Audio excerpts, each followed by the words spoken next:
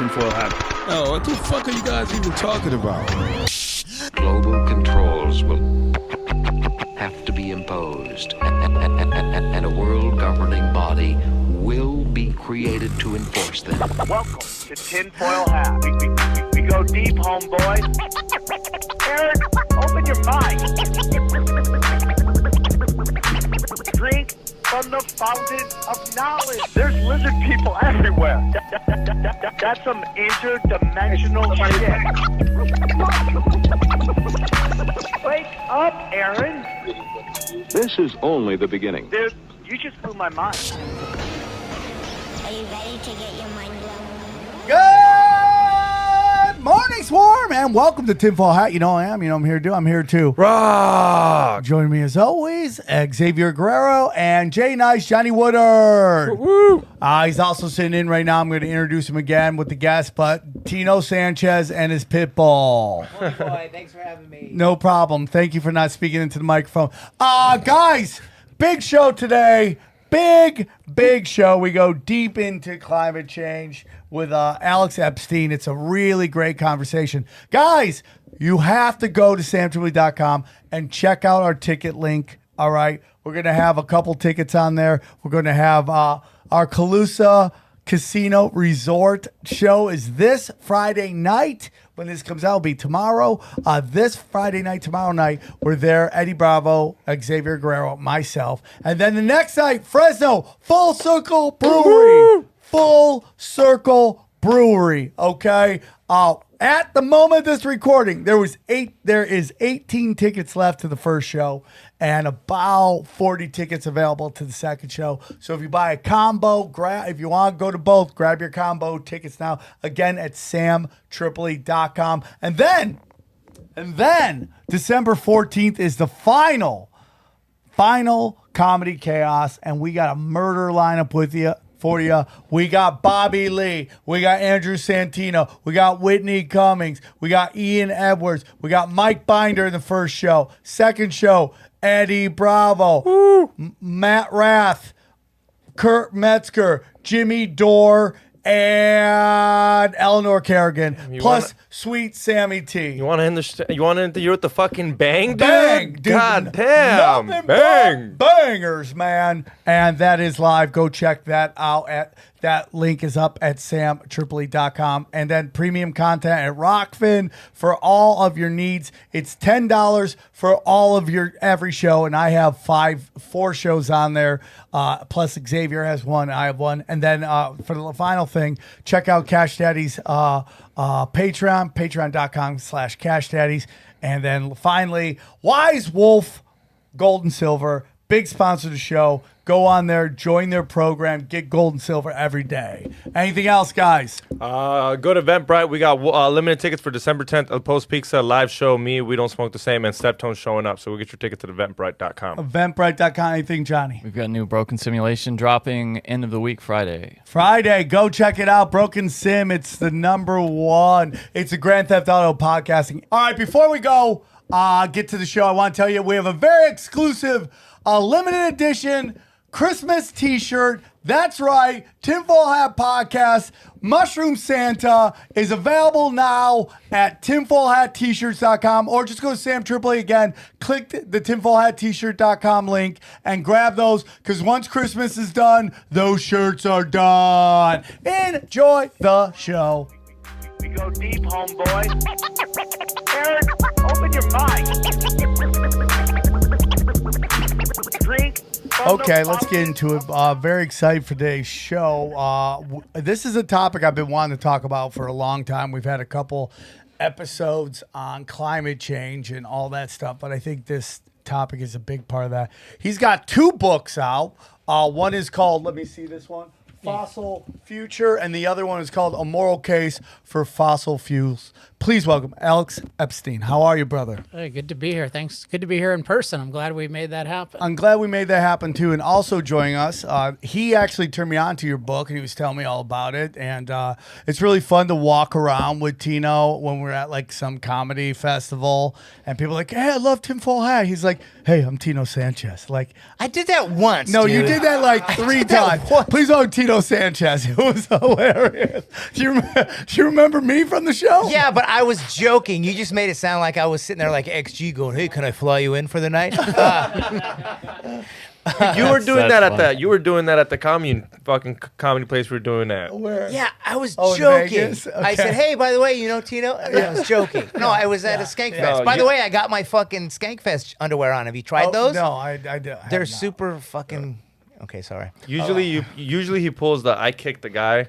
Oh yeah, yeah. Yeah, Oh, that that's video's his going go-to. viral right Oh, yeah, now. yeah, yeah. That video's going viral I again. love that. I love that. I kicked a heckler. Alex, thanks for coming on. I'm very excited to talk to you. And, you know, it's a very interesting topic because it's one of those topics where it's like, and we've done a couple of these recently, and it's just like where there's a mainstream narrative, and then there's like what the facts say. And I feel like fossil fuel is a great example of that, in my humble opinion, that it's like we're told one thing when it's really another thing. So before we get into all that, can you tell our listeners a little bit about yourself and where they can find you? Sure. Yeah. So, I mean, actually, part of my background is relevant here because, like, I was a philosopher who became an energy expert, and we'll talk about it. But I think the way we think about fossil fuels, it's pretty easy to see it doesn't make any sense. And just to quickly say, like, two things about the climate issue. One is we talk about climate change, which is an alleged negative side effect of fossil fuels. But notice we almost never talk about the benefits of fossil fuels. So that would be insane if you were thinking about a prescription drug. You know, you only think about the negative side effects, not the benefits. Yet it's been super commonplace for decades to talk about fossil fuels negatives, but not talk about, say, hey, they make it possible for 8 billion people to be fed because they provide the fertilizer and they provide the diesel fuel. And we're seeing now we have an energy crisis because people were ignoring the benefits.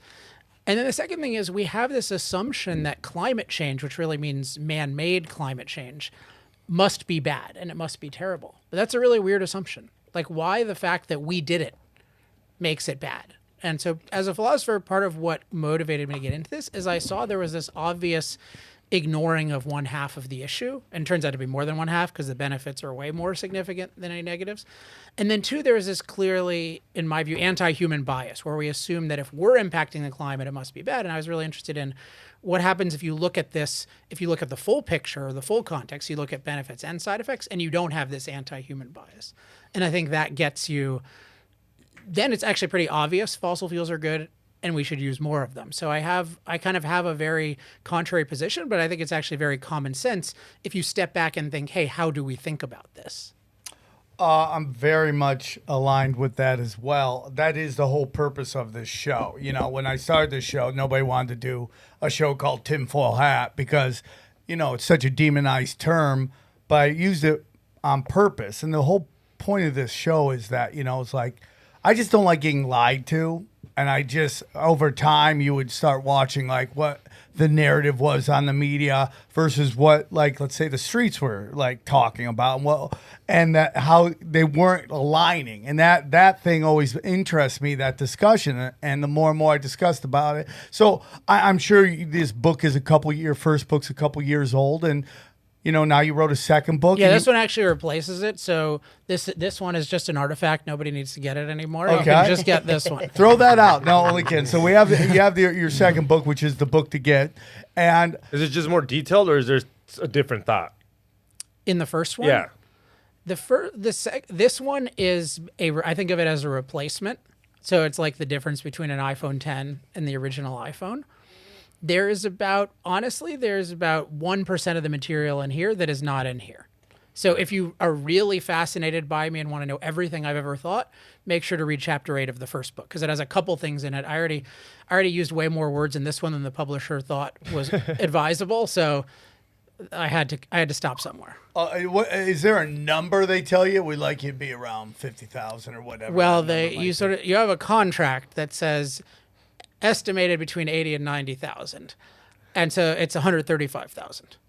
Damn. Wow. But what we've seen is there are books this length or even longer that do really well. So, for example, we were talking about him in advance. My buddy Michael Schellenberger, who's been on Rogan a couple of times and ran, unfortunately, unsuccessfully for governor of California. He has a book called Apocalypse Never.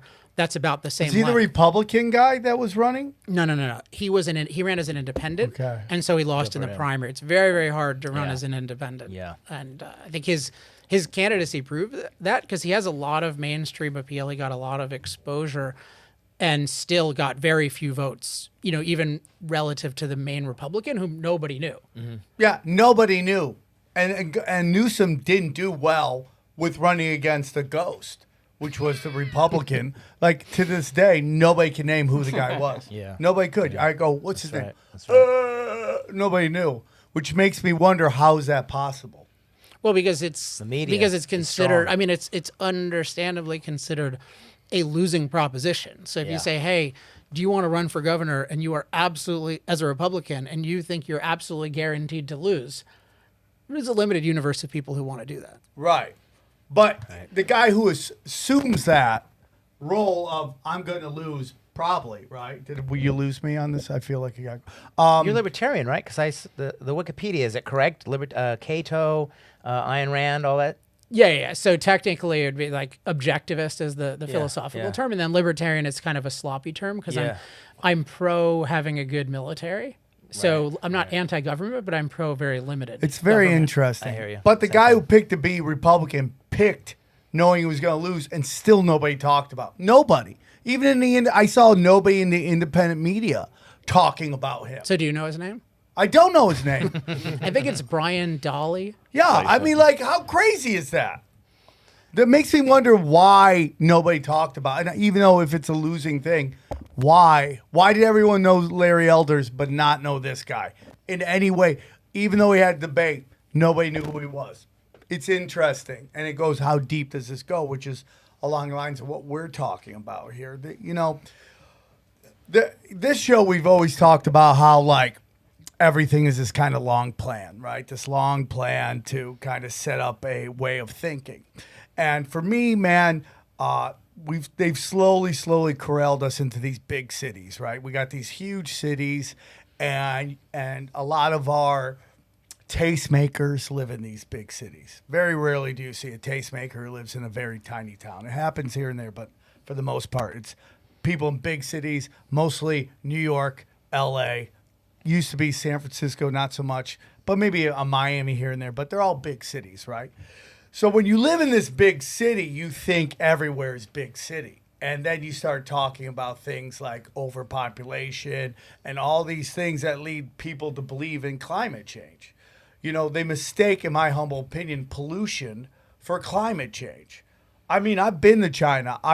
You go there, you breathe in, you feel little daggers going down your throat because you're getting used to the pollution that is in there. And I know you address pollution and what that represents, but it's like people mistake those two. So it's very easy to think there's too many of us when you're on the 405 and there's 8 lanes and they're all packed and you're like, there's just too many of us. And you're like, well, there's too many of us right here. Go to Montana, go to Nebraska, Iowa. It's empty.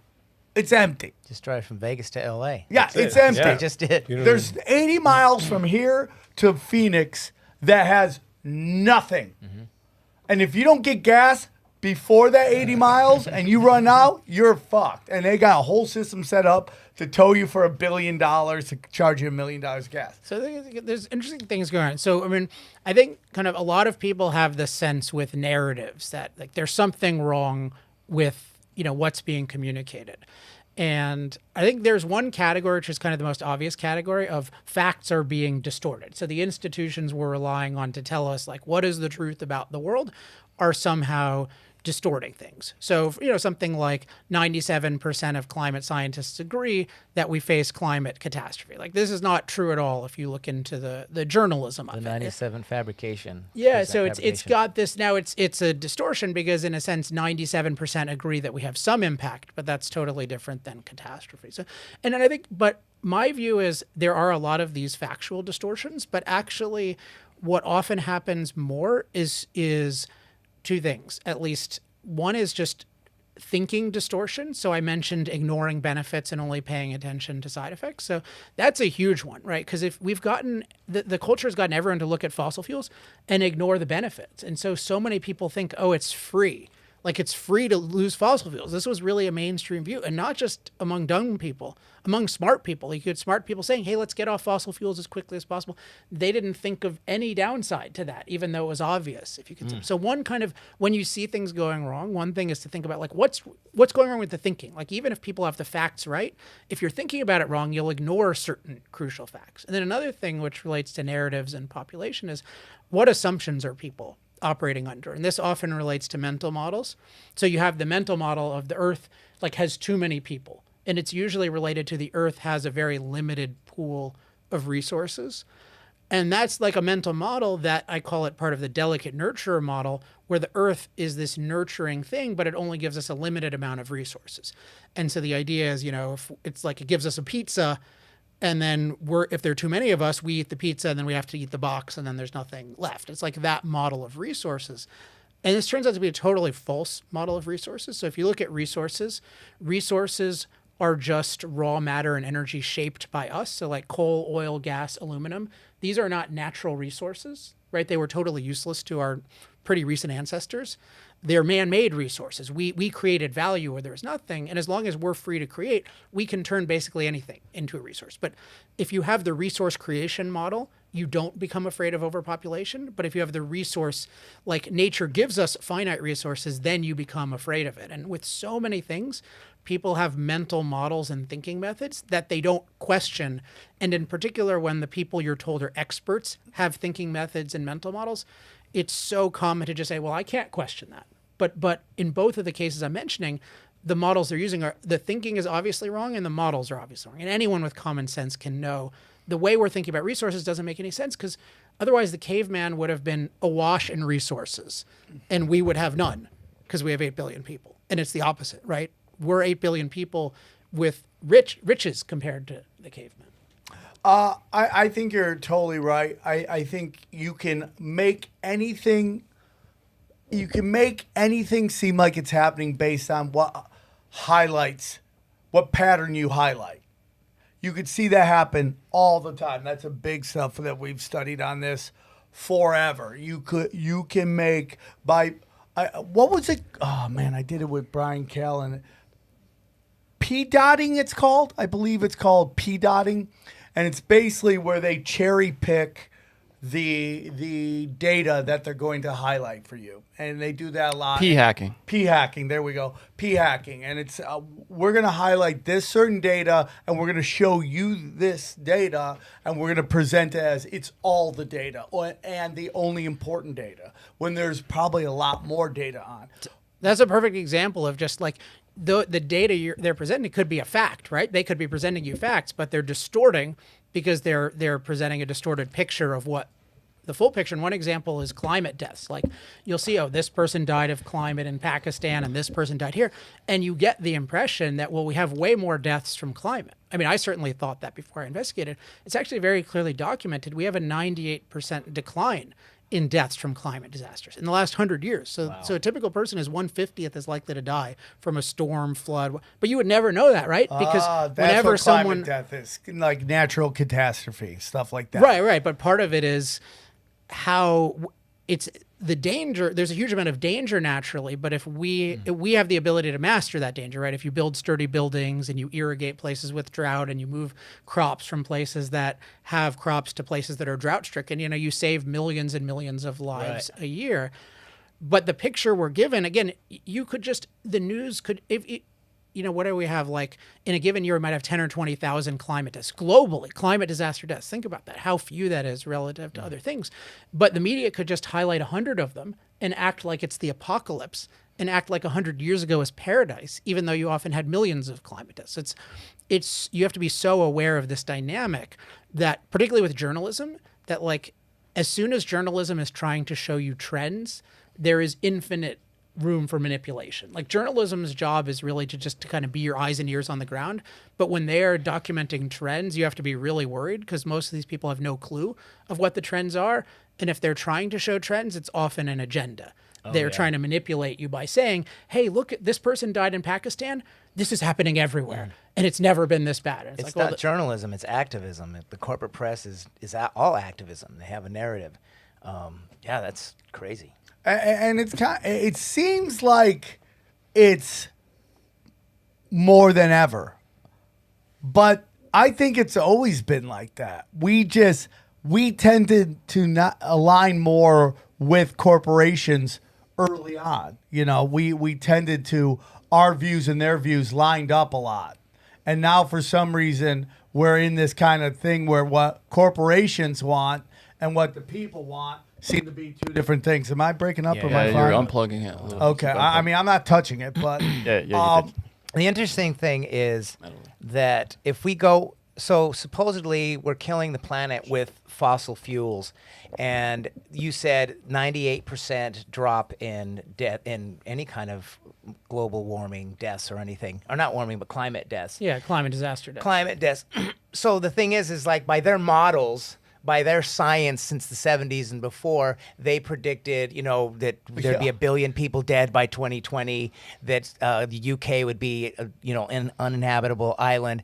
And then what the thing is that if we use more fossil fuels, but we've doubled fossil fuel and the negative has gone down. So it's like life has become better, life has flourished, but we're doing way more fossil fuels. I keep using that. I think it's a misnomer. you're using a lot of air quotes too. Yeah. Anyway, it's like this. It's like that. It's like fiery but peaceful protest. They're asking us not to believe our eyes, and then they're saying, "Oh, look over here," but look how good life has been. Well, but part of it is it's not your eye. I mean, the peaceful protest thing is sort of, you can invalidate it by looking at the current events, but like climate and energy, those are long-term trends that people really have to study. And one of there's this term now, climate journalist, which is a ridiculous term.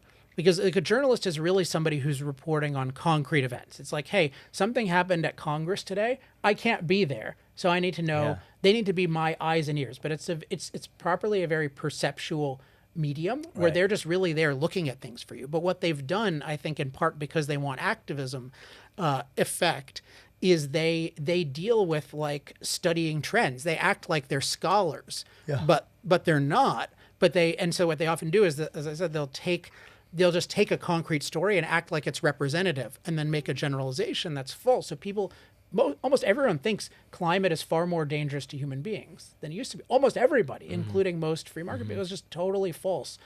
But these climate journalists have they've ignored the big picture. And so again, even if their facts that they're stating about the specific events are correct, their narrative is false. And they're highlighting certain things. They're not showing you the other side. And that used to be a big part of the media. And Ronald Reagan, you know, the Clintons just weren't the only ones to deregulate the media. It kind of started with Ronald Reagan, and he took away, basically, it used to be that on the news you'd have to have both sides of the argument. So you would hear both sides, it would be presented to you. Ronald Reagan took that away. He said, you don't need that. You basically can report however you want to report it, and that's how it goes. And that was the beginning of the deregulation of the media. And whenever you hear deregulate, Jimmy Dore talks about this, whenever you hear deregulation, right, people like, or regulation, and we're libertarians, right? I mean, some people might be on the, you know, on the side of anarchism and stuff like that. I'm sort of like you in that there is a place for pure government, and I'll get into that. You know, But you know, the notion that you were supposed to have one side, and then they went in and they deregulated it, and then they split it in half, and you had MSNBC and you had the Fox News, and now nobody, and with the internet, nobody gets the same information anymore. And there used to be, I don't know what happened, but there used to be an honor to being true and telling the truth. And when you didn't tell the truth, you got basically discredited and ran out of the industry. Remember what happened to Dan Rather? You know, they got that, which ended up kind of being right, that story they did. Oh, he's totally But he right. lost his career. Right. Because it was perceived to be false. If that happened today, dude, it would be like a news cycle, and then he'd be right back to No, work. if Ronald Reagan, if Nixon did Watergate today, he would still be president. I believe that. He would still be president because there's no apparatus to go after him like that anymore, because where they are right now with politics, and we'll get back to this, is that if I go after you and I convict you, that means your side can come after me and predict me. It's like that whole saying about Tom and Jerry. Like, Tom will never get Jerry, because if Tom gets Jerry, the show's over. So they always got to be chasing each other. It just happens to just get away. That's like politics, Democrats and Republicans. 100%. Hey, everybody, want to tell you about our friends at True Classic. Okay, the holidays are here, and there's plenty of T-shirt cheer thanks to our sponsor, True Classic Tees. These are my favorite shirts out there. They fit my bad angles really well. Fellas, we have the perfect gift for you for your wish list, okay? True Classic Tees are a gift for you, for her, and a great present for any guy in your life, okay? True Classic is on a mission to maximize men's confidence by making them look good. Trust me when I say that this is the gift that the ladies will appreciate too, okay? True Classic has already helped 2 million men look great in their tees, and now you can save big while you do so, okay? Get 25% off True Classic with my exclusive trueclassic.com/tinfoil link, okay? And the discount doesn't stop there. You'll save even more during this site-wide sale, okay? Support our show and check them out at trueclassic.com/tinfoil. I love it. I love wearing them, dude. You know I got bad angles. I got some cheese in the gut, and it looks really good on me. Their jackets are great. Their shirts are great. Look good while having bad angles. In the T-shirts, you just look good. That's what it is. They got underwear. They got socks. They got, you name it, every color. They got pants. They got shorts. I love it. They're amazing, okay? And for my big fellas out there, they have long options for tall guys and up to triple XL. Big boys. Get some love. Big boys. If you're rocking a Santa bod, True Classic might be the Christmas miracle you've been waiting for, okay? So here's what I want to do. Get 25% off at trueclassic.com/tinfoil. Free shipping included on a purchase over $100. That's 25% off trueclassic.com/tinfoil. Santa won't be the only one slaying thanks to True Classic. I get what you mean there. Thank you, True Classic. Going back to what you're talking about these natural resources, we, this show dabbles in the spiritual as well. And from very young age, we are bombarded with scarcity. That there's only so much of anything. There's only so much money. There's only so much food. There's only so much water. And there's only so much oil. I remember growing up, and the big scare was peak oil. Peak oil's coming, man. And once peak oil's here, man, who knows? In your book, Carter said that we would run out of it within a decade, right? Wasn't that Carter that said that? Yeah. Run out of oil? Yeah, it's interesting because there's these two strands. So one is we're going to run out of stuff. And the other is even if we don't run out of stuff, our impact is going to destroy the planet. And so you mentioned peak oil when you're younger. Now it's more the latter thing. Yeah. Right. It's like our impact. Like it's really like either the planet is going to run out of resources to give us, or the planet is unable to handle the amount of our impacts. That's the climate view, right? It's not that we're exactly running out of something. It's that we're sort of running into the climate, and the climate is going to get mad and punish us, which is very kind of. It's like a religious view, but it doesn't pose as a religious view. And in both cases, it's a false view of the earth, because in one case I mentioned it's the view that resources are this very fixed and limited pie versus this unlimited thing that we can create. And in the other case, it's this assumption that our impact on the rest of nature is necessarily negative, whereas it's not necessarily negative or positive, but it's generally positive, because the reason we impact nature is to benefit us. Right, so like you make a farm, you impact nature to allow yourself to grow food 100%. in a small amount of time. But so kind of in Fossil Future, my basic point is that we're thinking of this issue not in a rational or pro-human way, and part of it is we have this deep assumption that human impact is bad, and that's the number one assumption. It's immoral. And it's self-destructive. So, and it's really, you really need to think of it as a religion. That's the best analog. So it's really as if there's one commandment, thou shalt not impact nature. And then if you violate it, the nature God is going to punish you. Yeah. And this is really what happens with climate, right? Because people can't even see that obviously we're safer from climate. Like, just think common sense. Are you safer from climate now or 100 years ago? That's right. Like, would you rather be in today's storms or their storms, right? Wow. Would you rather be in today's heat waves or their heat waves? Today's cold or their, like, it's obviously better, but everyone is blind because they have this religion that says if we impacted climate, that must be terrible and the climate must punish us and we won't be able to deal with it. It's like kind of a Noah's Ark type like punishment. It's just like there's this huge flood that the climate is angry about. And it's really that kind of non-scientific, because objectively, again, we're safer than ever. And it doesn't make any sense that we're going to increase the amount of CO2 in the atmosphere, which in the history of this planet has been 10 times higher than it is today. But somehow, and doing that so far, life has gotten much better. We've been increasing CO2 for a while. Life has gotten much better. Life expectancy. Yeah, in part mainly because the energy that we've gotten by emitting the CO2 is so beneficial. So we have machines doing all our work for us instead of manual labor. Like, life is so good, but they think the UN literally tells us, it's warmed 1 degree Celsius, but 1.5 or 2, the world is going to end. Like, it makes no thing I I gotta love start about- with So, would you say global warming is way better than an ice age? Yes. Is it easier for us to handle a little bit of a more heater than a colder? Randall Carlson's Yes. been on the show and talked about when the planet got warmer, civilizations flourished. Right.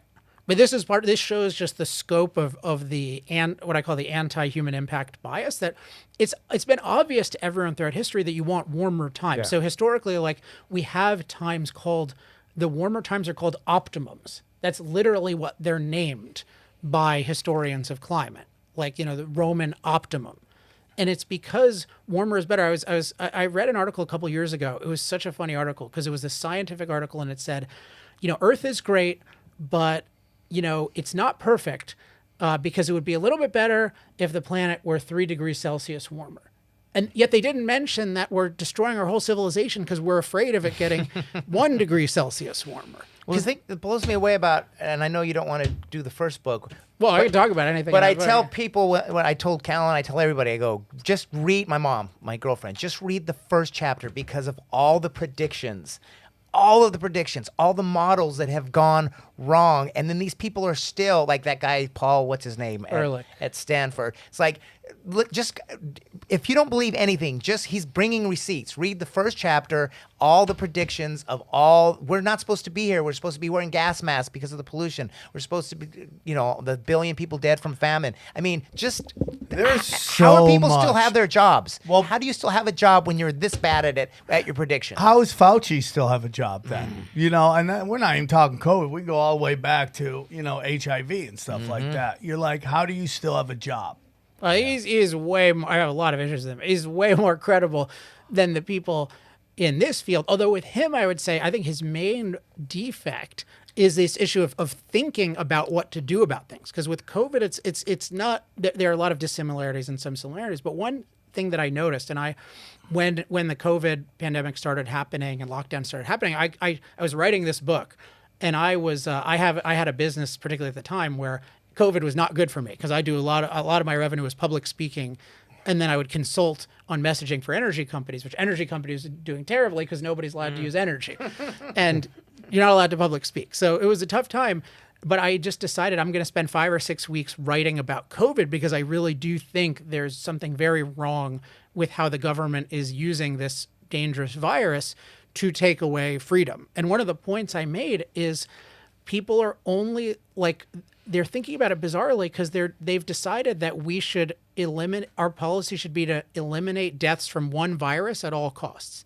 That was really what COVID policy was, right? It says whatever you think the threat of the virus is, and people have that's really what Fauci was doing, right? He's saying all we should care about is minimizing the deaths from this one virus. But if you think about that for 5 seconds, it doesn't make any sense. How could you say my goal is to eliminate deaths from one virus, no matter how much hardship it causes other people? And there's a kind of analog in climate, although the climate impact is nowhere near the danger of COVID. But it's the goal is let's eliminate our climate impact at all costs, right? That's really net zero. That's what it means. Yeah. Our goal is to not impact climate, and we're willing to sacrifice everything.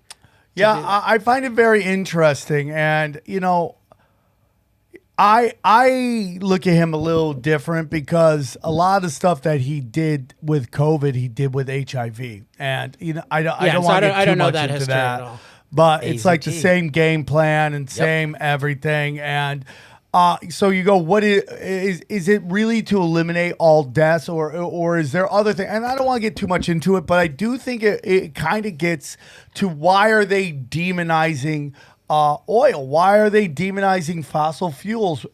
We could be like, well, these scientists think that we're going to go extinct. Okay, I can understand that, but what about the people who fund all these studies over and over and over again? Why are they funding these? It's a great example of this artwork people that are just like throwing the Just Stop Oil people. Yeah, just like throwing macaroni and cheese on Van Goghs and shit, and they're like, "Oh my God, I'm doing something." And sponsored by a billionaire, not just a billionaire, but an oil billionaire. Yeah. So you go. Why is this happen? Why is the person who like not just can benefit from food and technology that comes from oil, but directly benefits from dollar bill sales of her product, getting involved in that? What? And that's the question. And for me, is like, what is the end? So you brought up the UN.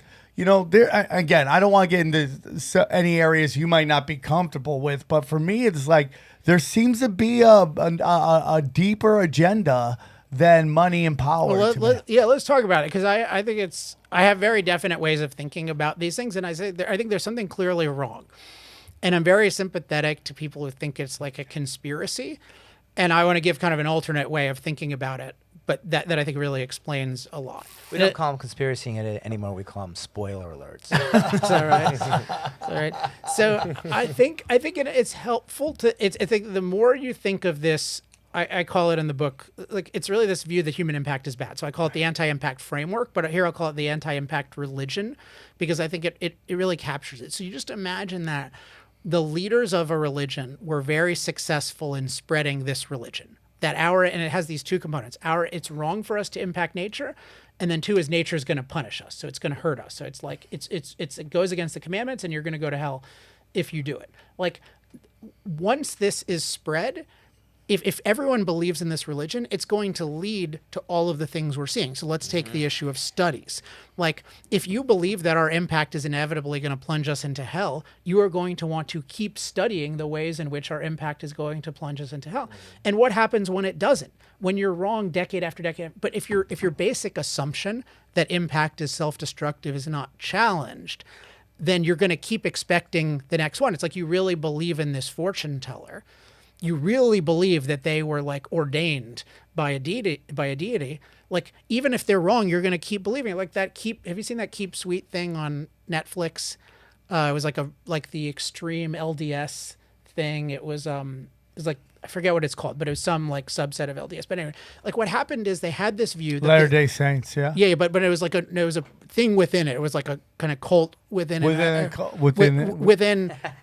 I've seen it. Yeah. And we love the Mormons. They love this show. We love you. So I mean, yeah, I've seen it. Everyone it's crazy. do their So own thing. no, it was definitely disavowed by most Mormons, but it was anyways this group, and one thing that just struck me about that, one of the heads of it was there was this view that this person will never die, and everyone is told this person will never die, and you just think like, how is this he's obviously gonna die, right? This is all men are mortal. It's like the first thing you learn in philosophy. But they really believed it. Like, he was in jail and they were freaking the fuck out. And then, I think that was actually a later guy who was in jail, which is interesting because his replacement, who's also supposed to never die. Yeah.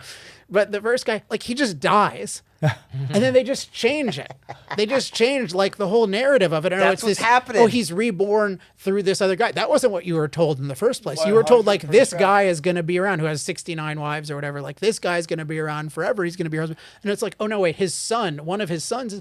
And you just think because they haven't changed their basic assumptions about how the world works, including that whatever these leaders are the source of truth. And so as long as we have this view that the earth is this delicate nurture and our impact ruins it, like, that influences a lot.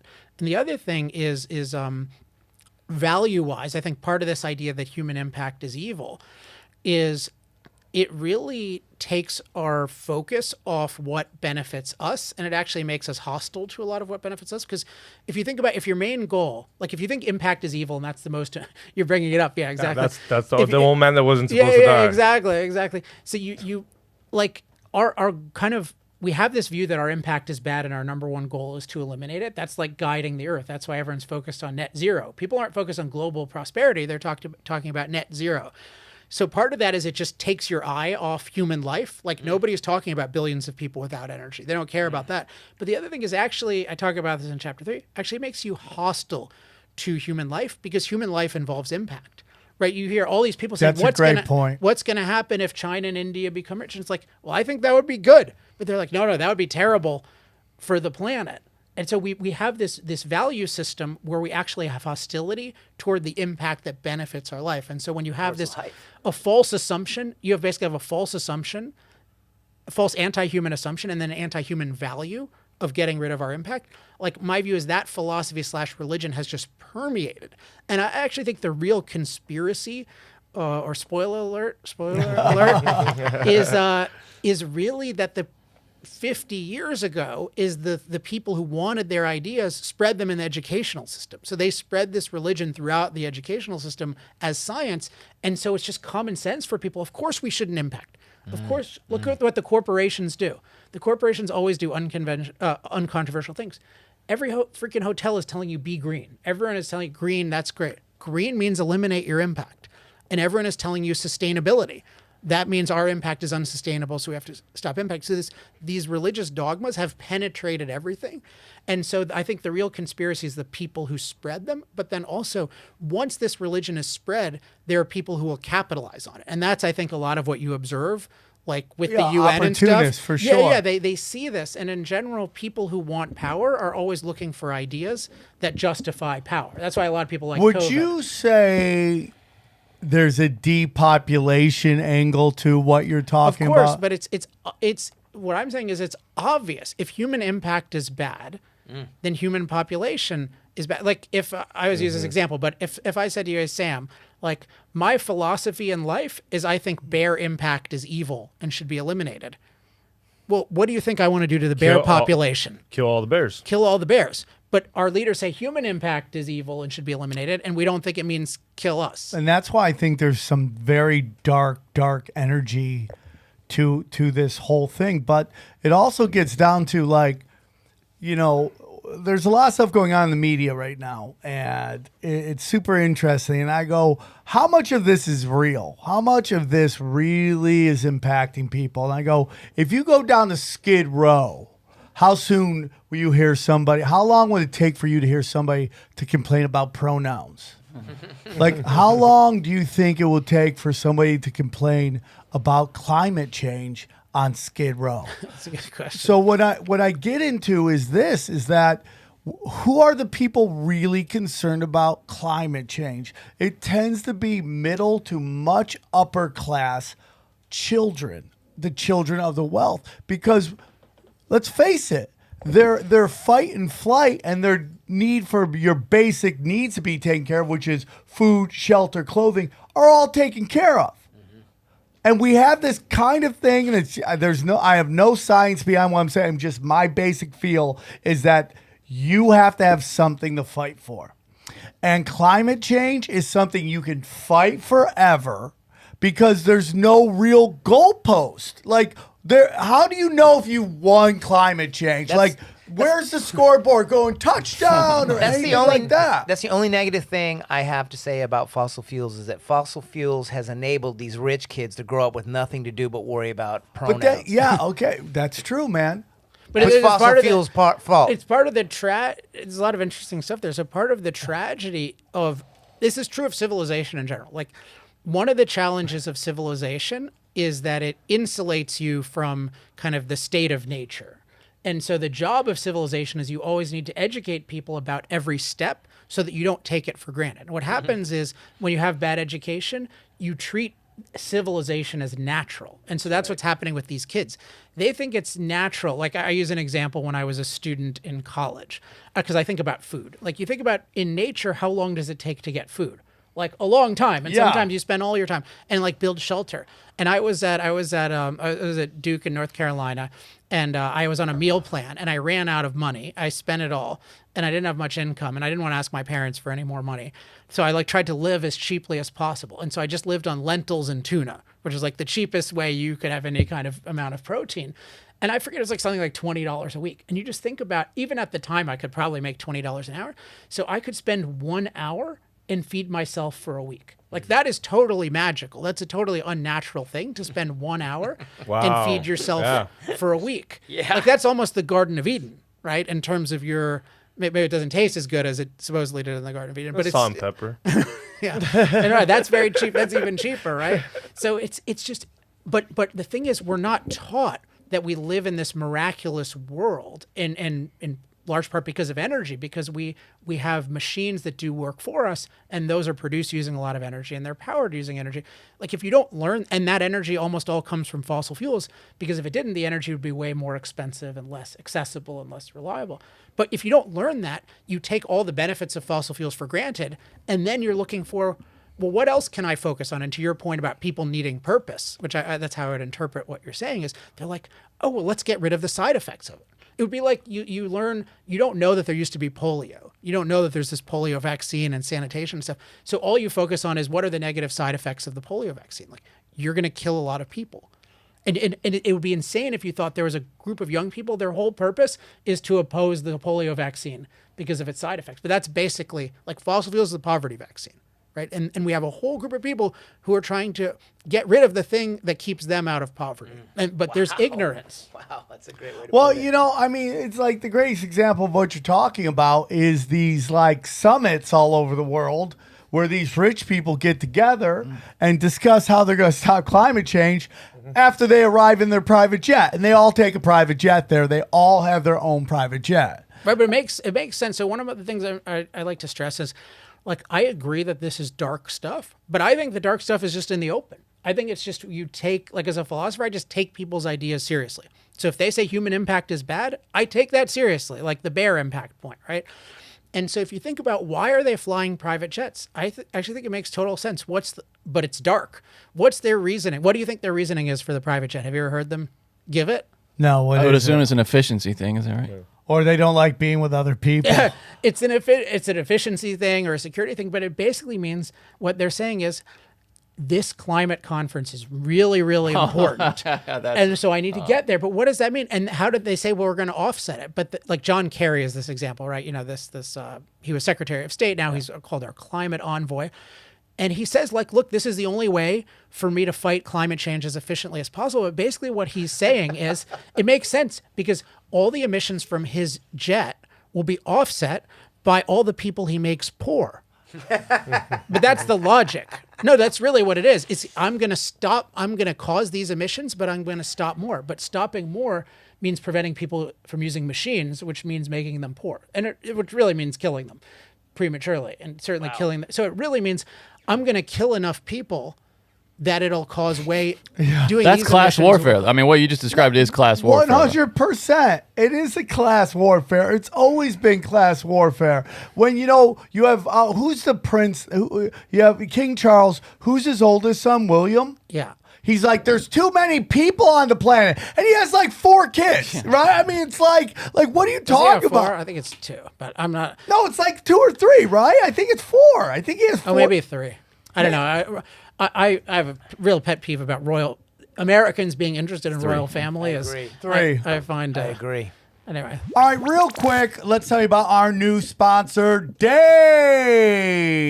That's right. With the holidays around the corner, you might be wondering how you're going to be able to make ends meet and shower your loved ones with gifts. Dave can help get you out of a pinch so you can enjoy the holiday season, okay? Dave is the banking app that could help you get up to $500 instantly with extra cash. With Dave, there's no interest, late fees, or credit checks. That's more money to buy those late minute gifts or catch up on bills without having to wait for your next check. You can finally tackle those expenses that have been stressing you out without any hang-ups. Okay. Millions of people have already downloaded the Dave app to get the financial relief they need with extra cash. So if you're in a pinch and you need some extra help, download Dave and think of it as a helping hand from future you. Download the Dave app from the App Store right now or go to dave.com. Sign up for an extra cash account and get up to $500 instantly. For terms and conditions, go to dave.com/legal. Instant transfer fees apply. Banking provided by Evolve Bank and Trust, member FDIC. There's this guy, PJ O'Rourke. I don't know if you ever heard of this Yeah, he's commentator. He great. died a few years ago. But the first thing I ever read that was reasonable on environmental stuff when I was 16, and I always remember this. He had this book called All the Trouble in the World about all these environmental scares. And the title of chapter 2 is maybe the best title I've ever heard. And it was Overpopulation, just enough of me, way too much of you. He was the best. That guy was brilliant. That's a great job. That's them. That's their whole philosophy. The elites, the class war. Yeah, 100%. So, let's get into some of the notes you sent me. But, we have this thing with fracking. And people are talking a lot about fracking and the effects on the environment. And a big thing they're talking about is water. Is it affecting water? Now, what are your thoughts on that? Natural gas, methane. Who was that Jackson girl that was under Obama in your book? Lisa Jackson? Lisa Jackson said there's been no health risk the water. There's been nothing to prove. Well, okay. What about Dakota Pipeline? I mean, I remember hearing that back in, maybe 5 years ago, and they were saying that the water was going to get polluted and all this shit with the fracking. Well, that's what we're saying. Yeah, did that never happen? That's oil from fracking, so it's a little bit of a different issue. But I'll talk about these details, but I just want to put it in the context of how many people ever ask about the benefits of fossil fuels to water quality, because those are in fact enormous. Because how so? Because the only reason we have accessible, clean, cheap drinking water is because we use a lot of energy to change the very bad natural state of water, whereas drinking water is usually distant and it's dirty naturally, right? So it's far away, so you need to pump it. That takes a lot of energy. And then you need to purify it. That takes a lot of energy.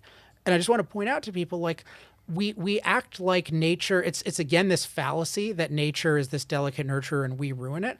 People think like, oh, there's Evian and Perrier just coming out of the ground everywhere until evil fracking ruins it. Whereas it's actually, no. The number one source, you know what the number one source of contamination of water is according to the U.S. Geological Survey? Nature. Like, by far. It's nature. Bear shitting and all that stuff. Like, well, is that there's what you mean? just a lot of stuff. I mean, it's just nature didn't insulate us. It's not like it didn't just insulate us a supply of universal clean drinking water. That's why it's an achievement, right? Our ancestors didn't have that in many, many cases. So when you think of clean drinking water, the first thing to think is, hey, fracking and oil and gas and coal, like, they made our water incredibly clean and safe. And then the question is, are some uses or abuses of that endangering it? So I'm just really objecting to this idea that you act like oil and gas and coal are bad for water when they actually make water clean in the first place. Well, there is within like the Hermetic principles, it is the principle of dualism, which everything has light and everything has dark, everything has yin and everything has yang. So in one instance, you're totally right. There is a lot of impact that oil and fossil fuels has on the delivery of clean water. But is there an impact on fracking? Yeah, that's what I was about to talk about. But it is one more thing for context is how often do you hear people ask about the impacts of solar and wind materials on water, Yes. right? Because solar and wind involve a lot of materials, actually a lot more materials in many ways than oil and gas do. So there's a huge amount of mining that is involved, and that can contaminate water. And then even like, where do you dispose of the stuff? And the chemicals from solar panels can leach into the water if you dispose of them improperly. So I just want to show people there's a bias in this. And so if you look at one of the things with fracking and water, so people might think, oh, you're avoiding this, but it's the opposite, as you indicated, because think of what is the number one way that something will negatively affect groundwater? It's that it is close to groundwater. But the way fracking works is it takes place a mile or more usually below groundwater, and it's hard to get to. That's why you have to drill. That's why it's like actually hard to get that deep. And so this is why you don't have these instances of fracking actually contaminating. So the thing that overwhelmingly happens is there is natural contamination of water, and then people blame it on fracking because they want to sue people. So it's just really this manufactured thing. And the reason they focused on fracking is not that fracking poses any unique danger to groundwater. In fact, less than conventional oil drilling, but because it's new. And when people want to oppose industry, they generally oppose things that sound new, because it's easier to get some people to oppose things that seem new than things they're familiar with. So this is just a total fraud to act like, fracking presents a danger. And then pipelines is another example. Pipelines are like the greatest thing ever for clean water, because pipelines are by far the best way of transporting something with less damage. Think about if you're carrying water around and you don't want to spill any water, if you don't want to spill any liquid, but just think of it as water. Are you going to just dump it in the back of a truck? Just the bed of a truck? Or are you going to put it in a train? Or are you going to put it in a pipe? Like, we put it in a pipe. So the more hazardous the liquid is, the more it benefits from being in a pipe. And part of it is you have these very large pipelines, and they can detect when there are leaks. And so just the amount of spillage you have is tiny compared to what would happen if you did anything else. Now, you can say, is there more spillage from a pipeline than if we did absolutely nothing and used no chemicals or no materials? Of course. But then we would all die for lack of the good chemical. And this is, again, where we ignore the benefits and we only pay attention to the negative. So both of these are good for the water quality if you look at the full picture.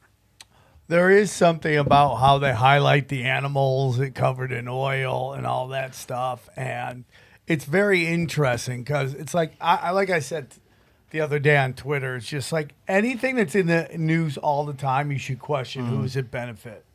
Like with this everything's mental health now all the time. Well, who's that benefit? Pharmaceutical companies who get everybody hooked on pharmaceuticals. Regardless of if there is some good intention, at the farthest level, there is over medication in this country. We are over medicating people on everything all the time.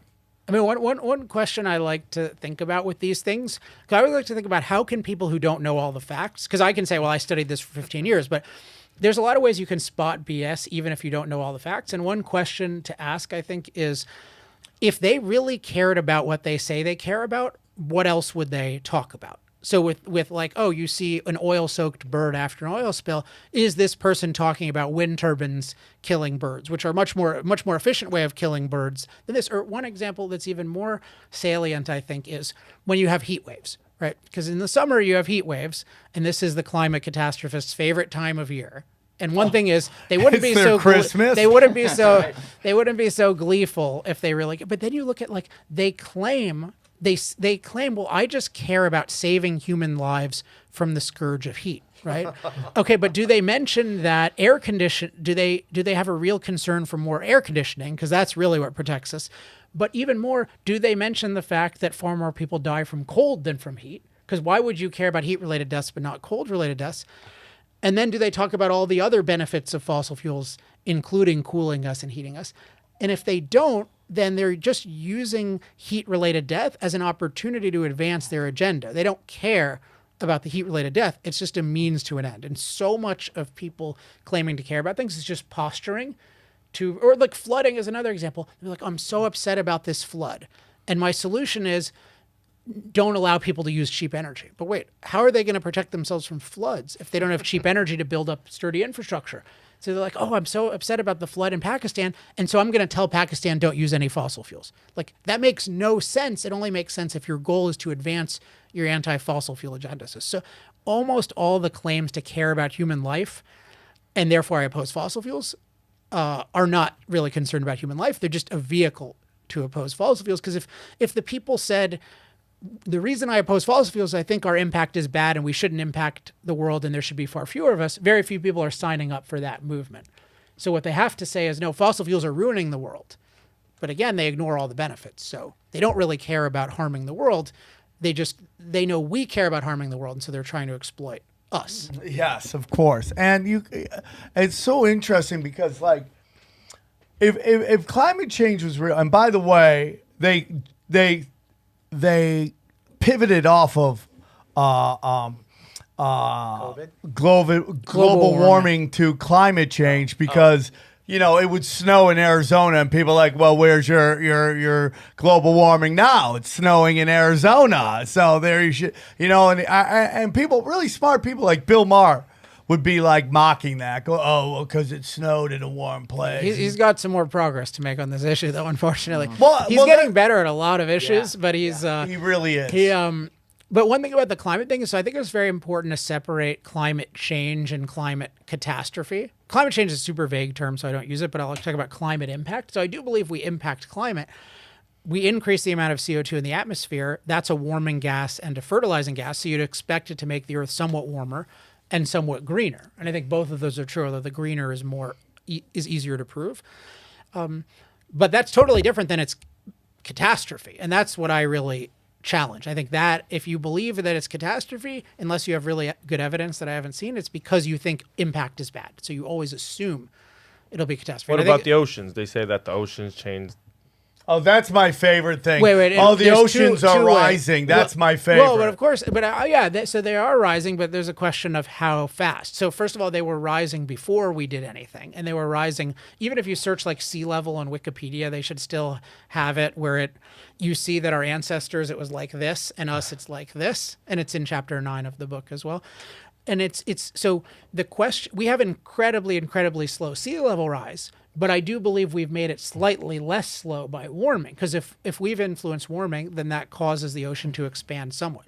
But so many of these things are about precision.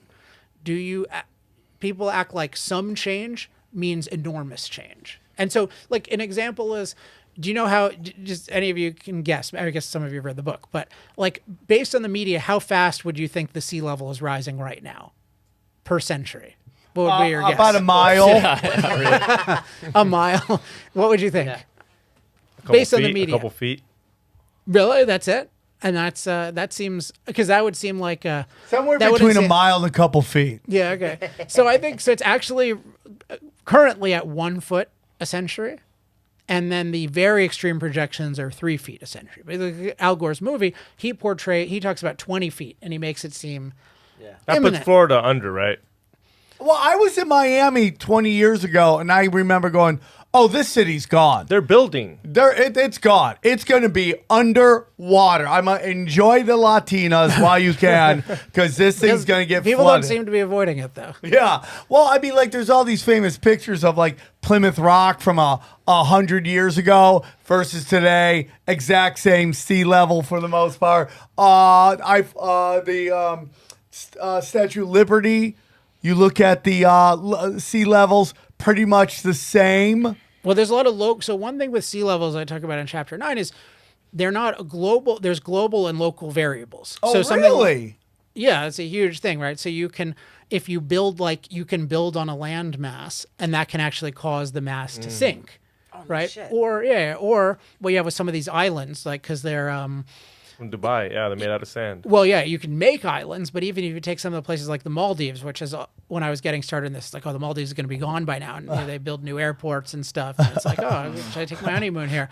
But part of it is some of these islands, like, they're different forms of what's called accretion, like different things can build up the island. So even if the sea level rises, the island doesn't go up. But what happens is people have this. There's just almost no understanding of how the world works, because we have this false idea, again, that it's this delicate nurture of planet, and our impact ruins it, and that's kind of the beginning and the end. So if we think, oh, if we impact it, the sea levels are going to rise and it's going to ruin everything, versus the truth is sea levels are going to rise some and have risen some, but the most important factors will be local. So one thing you'll notice in chapter 9 is that if you look at sea level, like in certain places it's been going down, in certain places it's been flat, in certain places it's going up. And the reason is because it's overwhelmingly local. So when people will pick areas like Miami that there's more of a rise, but they're cherry picking those to make it seem like, oh, this is the global trend. If there's any significant sea level trend, it's mostly a local trend, because the global rise has been very low.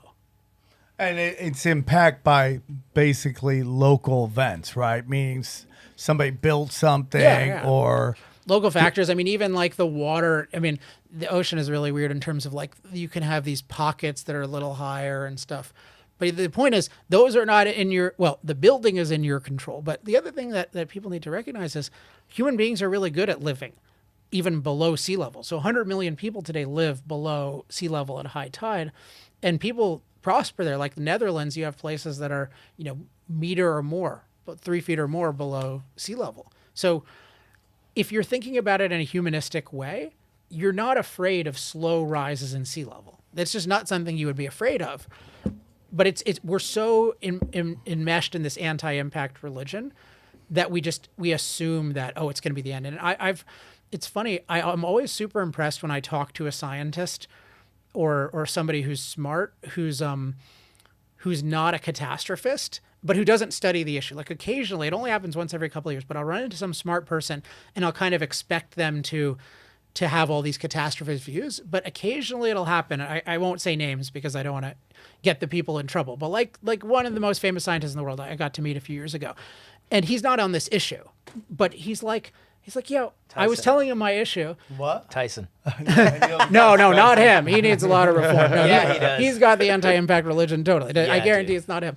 But anyway, I was talking to this guy, and he said, and I told him about my views, and I was expecting resistance. He's like, yeah, of course. Like we deal with sea levels. Why would it be a problem? And then this other executive who had the same thing, he's like, yeah, we're really good beavers. Like, why would there be a problem? And what's weird is that should be everyone's common sense.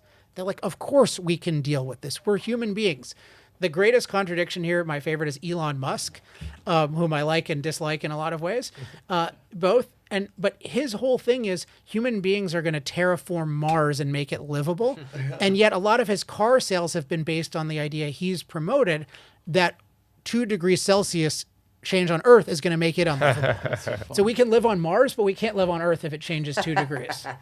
No, you're totally right. And that gets into opportunists. I mean, like, again, we've talked about Elon Musk a lot on this show. I don't trust any billionaire, but I like what he's doing on Twitter. I mean, I do. So do you think he's an opportunist? Do you don't think he believes Tesla in the 2%? cars is like... You don't think he believes in the climate change? You think he's just saying that for the money as being an opportunist? No. So I tend to believe that people usually believe what they say to some extent. And then I think some of the opportunism is they'll exaggerate it for effect. And I think also some people don't care that much about precision and what they believe. That's weird for him because he is a very precise guy in certain ways. But the fact is, if you look at his stuff 5-10 years ago in particular, he's promoting a lot of climate apocalypse stuff. Now, what's interesting now is he's doing that a lot less. So he had a TED interview recently, and he almost sounded like me, where he said, which I'm not claiming to have influenced him. Last time I checked, he doesn't like me. He blocked me on Twitter. Really? Years ago. Really? Well, I had this very popular article called "The Tesla Model S is a very good fossil fuel car," and he doesn't like that, which is true. I mean, I can't speak to It's definitely a fossil fuel car, and I think it's a pretty good car, at least. But he, I do think that I think he believes a lot of this stuff, but I don't think he's thought through consistently the Mars thing versus the Earth thing. And I think he does think there's something wrong. He has a very weird version of this religion. I mean, the short version of it is because the regular version of the religion is just human beings are kind of bad and it's wrong for us to impact things. And that's not him. Like he likes human beings. Yeah. He talks about it, right? He's like, he has 7 kids and think he ever needs more kids and stuff. So he's not anti-human, but he has this very weird kind of engineering religion where he doesn't like things that are side effects. He doesn't like things that are outside our control. So he doesn't like the fact that we burn fossil fuels and it emits CO2 and then also some pollution, and we can't control that. And so kind of he goes to, well, we shouldn't be doing that.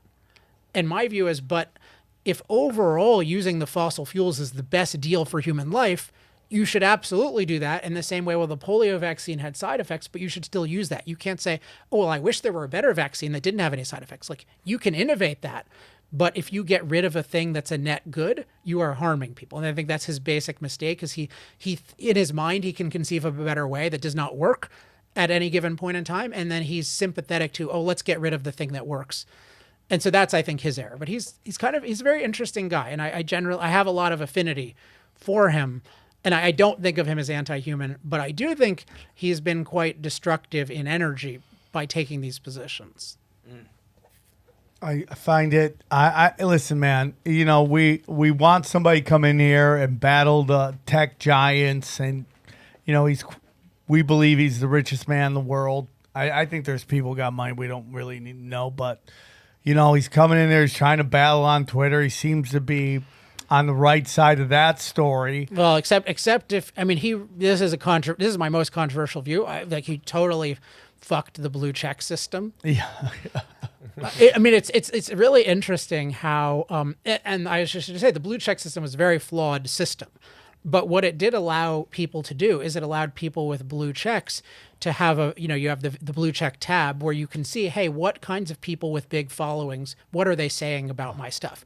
And it was a way to manage the flow of Twitter, which doesn't exist anymore because now it's people with 100,000 followers and people with 100 followers, and it's all bunched together. And the people with 100 followers say, oh, you're such an elitist. Why don't you want to see my thing? It's like, do you understand? What do I have, 130,000 followers, 135,000? Do you understand how many fucking notifications you get, even at my level, let alone people with 10 or 100 times more? Now, Musk is kind of a sociopath in this way. No, that's the wrong word. But he's like, he just loves seeing this endless flow of notifications. But it really, everyone I've talked to behind the scenes who has a blue check has just found the new thing completely insufferable. Well, you know, it's so funny when you were, you know, in old Twitter, you get excited when somebody two people would follow you. Blue check mark person or a hot chick, right?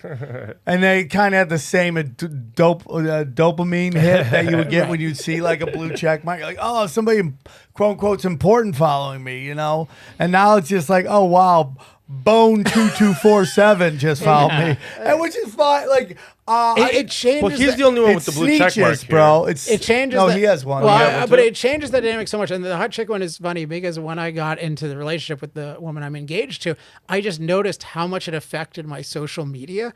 It was like so weird. Like I stopped posting on Facebook because it's like I don't care if an attractive woman follows me anymore. It's like, that's kind of what's happened to the blue check is like, you destroy these mechanisms. These are very powerful forces. I will say it made it impossible to track free agency in sports because it's just everybody with a blue check mark is like, you know, the Braves just signed DeGrom. Like, and then, you know, I look and it's like Billy Joe from Boston. I mean, the fake blue check accounts was one of the funniest things I've seen in recent, just where they made like the Eli Lilly account. Yeah, that was and great. The Joe Biden account and the George. They're just an amazing. No, it is interesting. Yeah, but I could see overall. I mean, I support a lot of what he's doing, and I think it's good to see these battles playing out. Where, in particular, insofar as he's going to talk about what Twitter's policy has been. Like, I'm not in favor of government controlling these platforms at all, but I do think it'd be good for them to be transparent, and it's very exciting that he's going to be telling, "Hey, what has Twitter done?" And I hope they're totally transparent because I am honestly a little bit worried about stuff with me personally, given his history with me.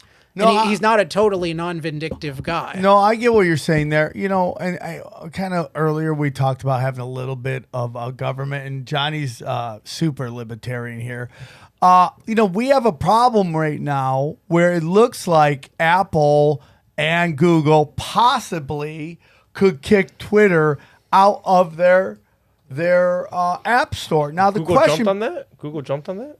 Google's been talking about it as wow. well. And so the question is, how do you, because the App Store is a private company. That is their private company, and they are a victim of their success in that Apple, the phone, the iPhone, and their App Store has become, in a weird way, mainstream. Yeah, I mean, they created this thing out of nothing, and it's amazingly so powerful. If you're not on that app, you're, you know, as someone who's been shadow banned all the time, I understand what happens when you're not allowed to compete in the, you know, in the main area, in the main street, you know, in the world of ideas. What's that called? The business or the marketplace of ideas, right? You're not allowed to. But it's like so I have some familiarity with this space. So I have kind of another project of mine. So I have along with a former guy who was high up at Facebook and actually left Facebook because of these in part because of these content suppression policies. I have a small platform called Thoughtful, which people can check out but let me, it's put not the link in the thoughtful.community/Alex is my invite link. But anyway, so Thoughtful it's not a replacement for Twitter. So don't act like don't think you're going to go there and it's going to be like Twitter. But the focus of Thoughtful is actually, it's a place that it's kind of like taking gold from the ocean. It's like the internet is an ocean of junk content with some really good stuff, and Thoughtful helps you find all the good stuff and put it in one place. But in any case, like I've thought a lot in making Thoughtful about content policy, and when thinking about it, like one thing we have had from the beginning is we believe that these other platforms own their platforms 100%. So the way Brian, my co-founder, put it once is he's like, Twitter is like somebody's living room. It's like the fact they have a really big living room and a really nice living room doesn't mean that you get to decide when you want to be in it. And the thing is, these guys have created these amazingly valuable things, and we can be very critical of them, but it is their thing. And part of what we want to see and what will happen is competitors will emerge. And I think one of the things we can do in the meantime, because it's hard for the competitors to be as good as the main ones, but we can really, I think, encourage transparency. And I'm hoping that with Musk being transparent about Twitter, that'll lead to some more transparency about the others, because there's a lot of stuff. Like I have people messaging me from these platforms very anonymously, so I won't say much about it, but the shit that goes on behind the scenes is crazy on my issues. In terms of just like collaboration with government, some of this has come out publicly. Oh yeah, it's all coming out right now. It's just like, oh yeah, the government told us to say this. It's like, so then you become this quasi-government agency, which that becomes really scary, because then it's not your living room. It's like your living room, but the government's gun is held to the head of the guy. Yeah, it's a violation of the First Amendment. That's what they're exactly. doing. And so that's, if the government is going to, and that to me, if there's all this stuff that the government, Fauci, the NIH, went to NHI or NIH went to Twitter and was telling them who to censor, how to censor, and all that stuff, that becomes a violation of the First Amendment. And that becomes, hate to tell everybody, the definition of fascism. Okay, so that's very important. Now the question is, here's my question, the only pushback I have to that, because we believe they are private entities, right? They do get publicly traded for a while. I know Twitter isn't anymore. Well, publicly traded, yeah, but that's also supposed to be private entities. But what we also get into is there's talk about Google and YouTube getting CIA funding, investment money early on through another company called, I believe, Alphabet, or another group like that, and which was like kind of like a shell company that the CIA used to invest. Then it becomes, is this tax money being used to help seed this thing? And now have we helped something grow to a point that now they've decided they don't need us anymore and they're shutting us out? That becomes an interesting topic to me. Like Amazon. The story of Jeff Bezos is he worked his ass off in this thing to create this thing. Well, nobody also talks about how his grandfather founded DARPA. And that's a giant wing of the government which works on technologies. And you go, it's like everything gets shut down but Amazon Fresh stores, all this stuff during COVID. There's a lot going on with that. So then we go, are these private entities, or are they wings, just another arm of the government that's being presented as a private entity? Those are real questions. It's one of these things, though, once you allow government coercion to infiltrate all these institutions, you have all of these irresolvable conflicts, right? Because there's a question, is it if the government gave it all its money, like even Tesla, okay, the government gave them this big loan, and that comes from taxpayers. So do we sort of own Tesla? And my view is you want to, in general, get the government out of this stuff. And in general, do not give them control of things that they give money to, because that is really dangerous. Because you use the word fascism, and it's a word I use a lot. And because it basically means fake ownership, right? Because the government says you own things, but it controls everything. And so that's what you don't want. And one of the big ways the government usurps things is it says, hey, we paid for some of it, therefore we get to control it. That's what they'd say with healthcare, right? Like, or in schools, like, hey, we're giving some money for education, so we get to decide what an education is. Healthcare, like, hey, we're helping support you, so you can't be fat, right? Because it's costing us money. So in general, I say these are arguments for the government to get out of it, not for the government to get into these things.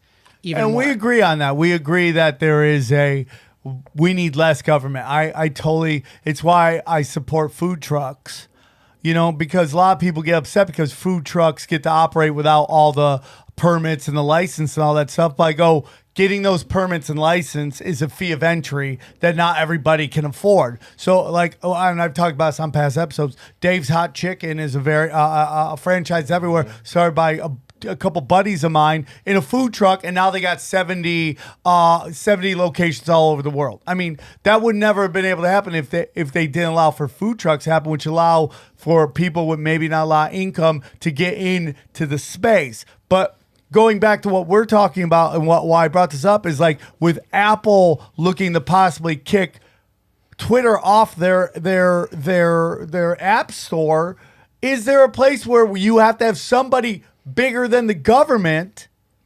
bigger than the corporation, let's say Apple, that could go, hey man, you have to allow this guy to compete in this area because this marketplace has gotten so big, it's more than just a private entity. So I think no. My short answer is no. I don't believe in antitrust law. So, and I think it's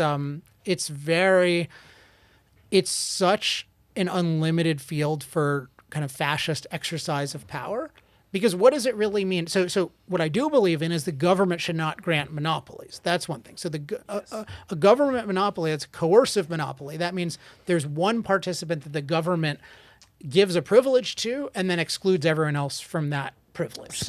Professional sports leagues is like that. Well, there's an interesting question of see, for those they'll give it an antitrust exemption, but I don't know the history of did they actually, how does that work? I just don't think, but one reason is this has happened actually with the UFC. We were talking in advance about jiu-jitsu. You're getting all these attacks on the UFC of this is a monopoly, right? This is a monopoly. The government should break it up. And I think this is such a bad thing because you take the UFC or the App Store, these are things that were created basically from nothing. And if you look at the UFC, they bought, Dana White and Lorenzo Fertitta and Frank Fertitta bought this thing for $2 million when it was basically going to go bankrupt. They invested something like $45 million in it, and they finally had this amazing success with that Ultimate Fighter show, and they sort of built it.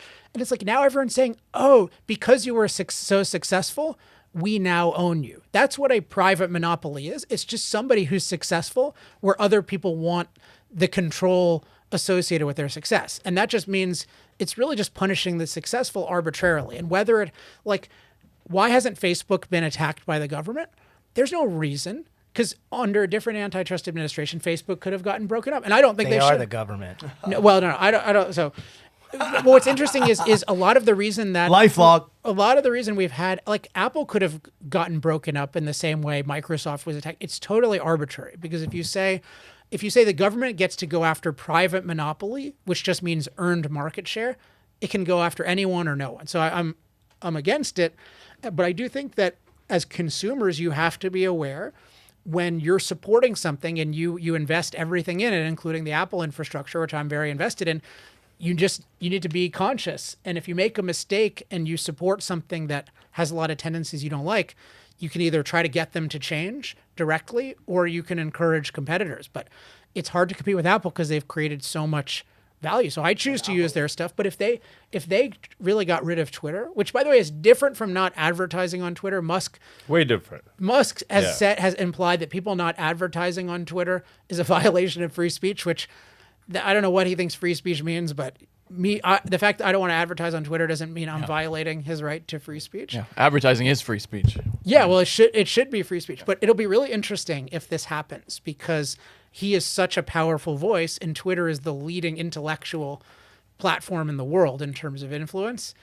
And he has a lot of means, and he's talked about even I'll start a new phone, So I kind of doubt that pulling him off the App Store would be very, very dramatic, in terms of what that meant about their views, because it's really saying, we think this is dangerous. Think about what Uber did. It's inherently Uber spied on dangerous. people, and they didn't take them off the App Store when they spied on people. TikTok is a giant Chinese government spying. That's a really interesting example, which I haven't studied, but that's an example of where you can there's a legitimate argument this shouldn't happen because this is a foreign adversary. Those I'm very sympathetic to. I think the government needs to be much, much more it has to have a real foreign policy where it looks at what are foreign governments trying to do to us. And I think in the business world, there's been a lot of stuff where just Chinese interests have been able to operate without any government involvement. I think that's wrong. Like if you have to decide with, I had on my podcast, I do a podcast occasionally. Called Power Hour. And I was talking to Senator Tom Cotton because he had a book and he was interested in having a conversation about it on the show. And we talked about this. So if people want to check it out, he has a lot of good stuff in his new book and on that podcast about it. But it's crazy. We have no policy toward China. Like we've got a place whose explicit goal is world domination by 2049. We have total dependency of our supply chain and they're building all sorts of weapons and we don't think about it at all. Yeah. I mean, no, well, that's we are thinking about it. That's what a government should do. That's why we need a government. Which there's a lot going on. This is a conspiracy podcast, and we've discussed this a lot. There's a lot going on. Foreign agents, lobbying, all this stuff that's happening. Like the fact that there are known Chinese police stations in America. And if you think they're just monitoring the Chinese, I got swampland to sell you. Okay. A lot of these things I don't know about. So well, there is there's a lot of infiltration that I've seen that is for real. And Swindell? Oh, come on, bro. Dianne Feinstein? Her limo driver was a Chinese spy for 20 years. But what they basically say, listen, man, if you watch Lex Fridman's thing, he had this guy talking about all the different agencies, and he said the most powerful is the Chinese intelligence because any Chinese nationalist that is in any country is a spy. And they talk about that. And I've been to China. China's wonderful. The people are wonderful. Well, right now, we have some protesting, and this is another thing where our corporations are so spineless. Like, there should be so much support of the protesters in Iran and in China and just... And here! They're recruiting British Air Force people because the Britons have no rules on you can't do that. So they're getting like $207,000 come over here, teach our fucking Chinese people how to fly Air Force Ones since the British have no rules on that. Unbelievable, bro. It is just unbelievable, dude. It really is unbelievable. But I want to get back to wrap it all up, back to the fossil fuels. We've had Randall Carlson on here before. He's talked a lot about, going through carbon dating. They could tell temperatures. And, if I ask you what was, you might know this, but I ask you guys, without Googling, what is the highest temperature ever recorded? What day did it happen? What do you mean by temperature? What day in time? Like air temperature, or are we talking like what was the highest temperature and what day and year? But you mean like on the planet, like the whole planet, in the center of the Earth? Like, is that what we're talking about? No, it's recorded history. Yeah, recorded history. Sorry, thank you for saying smart. Thanks. In recorded history, 130. No, you're looking at my thing. No, I'm not. But what day what day in history? I couldn't know. I assume it was before the recent. 2000s. Before the 2000s. I would assume it's recent. It was a day in 1913. Right, it's Death Valley. Right, Yeah. Death Valley, 1913. If we were really on the precipice of global warming, climate change, we would be tapping that thing all the time. I like that word. Isn't that what they scare us every time? Oh, new highs in LA, New new highs in LA, new highs in LA, new highs in LA today. Right. Well, I had this thing with Bernie Sanders because he had this post. This really shows how bad the media are. Like, he had this post that said there was something that like the hottest July ever, or there's the hottest July, and he wrote this means literally the hottest July in the history of this planet. And I'm like, wait a second. This is recorded history. This is not the history of this planet. If you look at the history of the planet, which you can see many places, including Fossil Future, like, there are times when it's 25 degrees Fahrenheit warmer on average. Like, there are eras. Like, it has been so much. We're at a relatively cold part of this planet's history. That was Bernie Sanders who said that?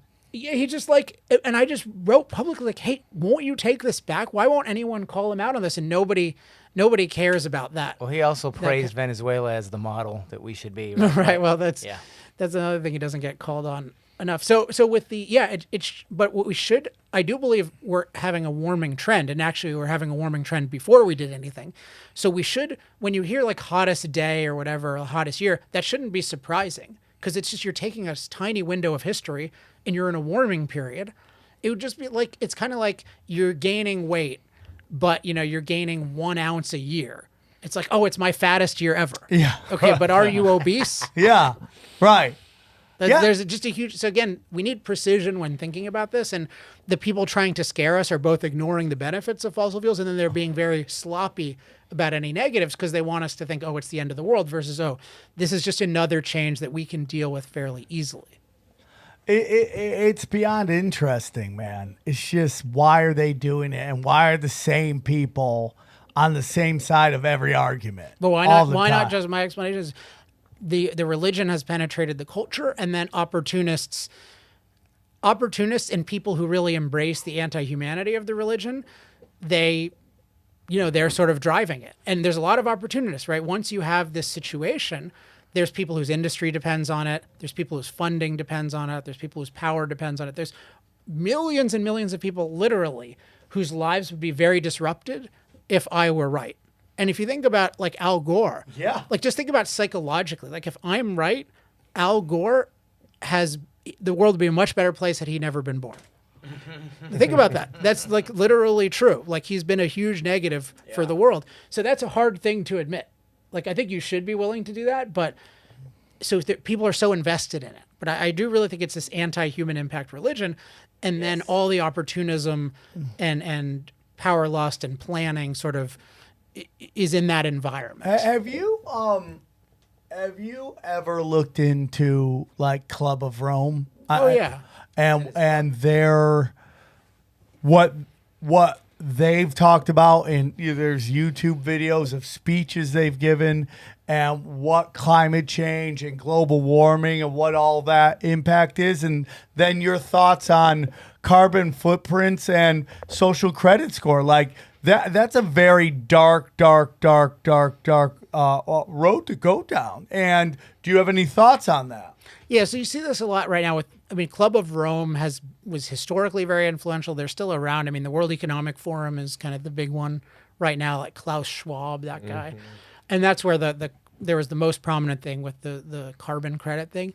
What you see is, if you believe that human impact ruins the world, it makes it unlivable, that kind of justifies a totalitarianism. And particularly with CO2. If you think CO2 ruins the world, everything we do emits CO2. And so people who really like power love this idea, because it means we're constantly sinning to an unknown degree.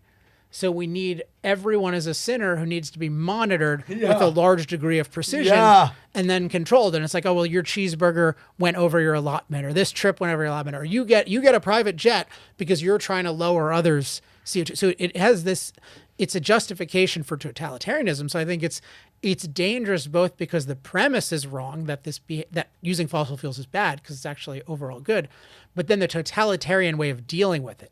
Like, even if you thought fossil fuels had all these problems, you should be scared of any totalitarianism, because that is going to make life worse.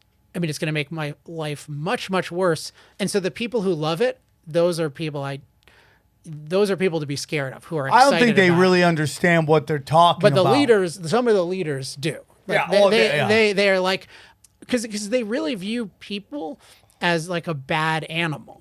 That's really the view, like vermin or something like that. Yeah, they really do. That's the view. Cattle. And so you think of it, and it's the mentality behind just enough of me, way too much of you. It's like the you are.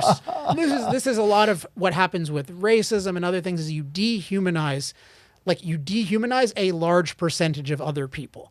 And this kind of anti-impact movement, what happens is the leaders dehumanize basically everyone, but particularly everyone who wants a better life. And then they think of themselves as, I am somehow, for some unspecified reason, usually it's expertise, like I'm an expert, so I'm going to control all these non-experts. But they really embrace that. And that's a really scary thing, when you have people who think, I have a right to have totalitarian control over everyone else because I'm an expert and I know what's best for them. And if they're free, it's going to ruin the planet. And we've really, if you read like Behold the Pale Horse, they talked a lot about, these documents they've seen where people like we want to make people emotional, like really emotional. Political correctness is like more emotional, less logic, right? More emotional reaction to certain words, not like trying to understand their context. And that's kind of what we're starting to see right here. And we also see the flip-flopping on issues, my body, my choice, only when it comes to, right to choose versus the right to choose a vaccine. We see that happen all the time, right? And this is kind of the flip-flop that's going on that even when presented with it, like you kind of said with the cult, and the guy's never supposed to die, dies, they still continue with it because there's an ego involved of people would rather be right than do right. And what do right is to admit you were wrong. And that nobody wants to do that. You see it in elections, especially in Los Angeles. People voting against their own best interest, helping the homeless. They vote against that. They vote against getting new people in to try to change it. And I'm not pro. I'm anti the people who've been in power for a while. And have effed it up. Let's try to give other people, but they don't care about that because they see R's, they see D's, and that's all that matters. The D's are always right, or the R's are always right, and they vote that way regardless of what it is. And we're starting to see that a lot, man. And then these think tanks with these slogans: trust the science, science denier. Like they just have worked all the data, and they know what words will get you. Oh, I'm not a science denier. Science is this new religion, right? And they just totally believe in this new religion. And just you look at how they defended Bill Gates. Bill Gates wants to cut down CO2 and block out the sun. I think that's important to oxygen and making oxygen. I don't think that idea is as if you believe in a certain danger level of CO2 and warming that I don't believe in. One plausible way to explore is you can put particles up in the air kind of like a volcano does, but with less impact on humans.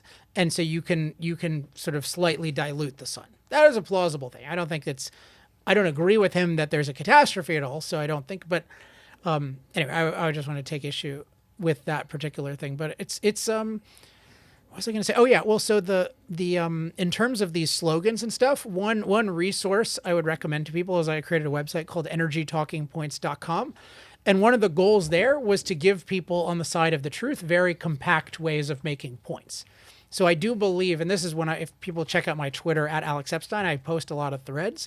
Like I'm a big believer in, if you just do energytalkingpoints.com, it'll come up. And anyway, the goal is to give people the power of concise slogan. So you can search any term you want, or you can type in your email, but you can search in any term.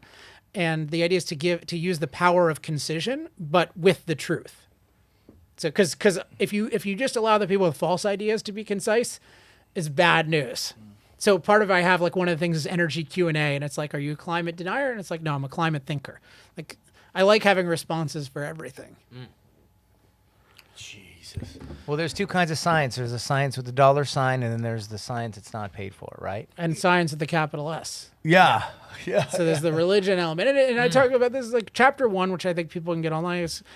It's really important. There's always a distinction between what science, like what an actual researcher thinks. I mean, there's what's true, what a researcher thinks, what somebody synthesizing the researcher thinks the research says, what a newspaper disseminating that to us thinks, and then what a politician deciding what to do about it thinks.